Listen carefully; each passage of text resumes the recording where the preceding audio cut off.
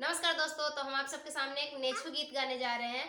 तो उम्मीद करते हैं आप सबको ये गीत पसंद आएगा और पसंद आए तो वीडियो को लाइक सब्सक्राइब कीजिएगा। ये नया नेचू गीत है, एक बार जरूर सुनिएगा पूरा।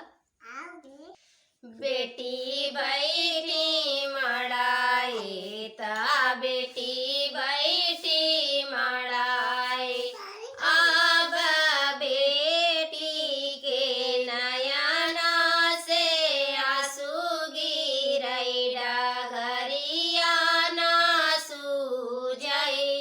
अब बेटी के नयना से आंसू गिरई डगरिया ना सूझई।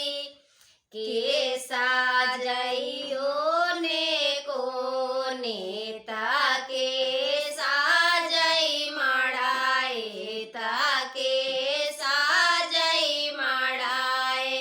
अब बेटी के नयना से आंसू गिरई डगरिया ना सूझई।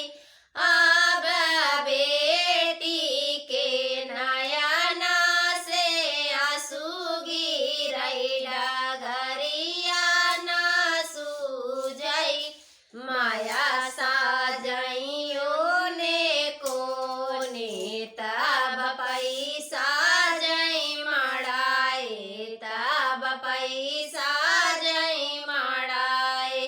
अब बेटी के नयना से आंसू गिरई डगरिया ना सूझई।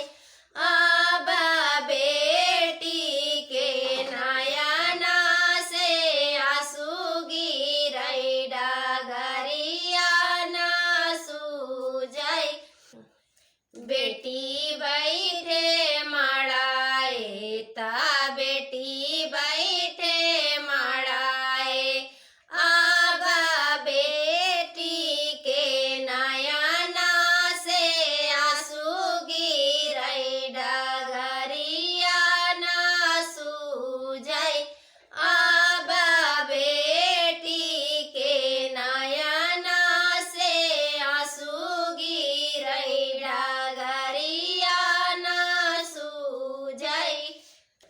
के साजइयो ने को नेता के साजई मड़ाए ताके साजई मड़ाए। अब बेटी के नयना से आंसू गिरई डगरिया ना सूझई। अब बेटी के नयना से आंसू गिरई डगरिया ना सूझई। चाची साजइयो ने को नेता चाचा साजई मड़ाए ता चाचा साजई मड़ाए। अब बेटी के नयना से आंसू गिरई डगरिया ना सूझई। अब बेटी के नयना से आंसू गिरई डगरिया ना सूझई। धन्यवाद।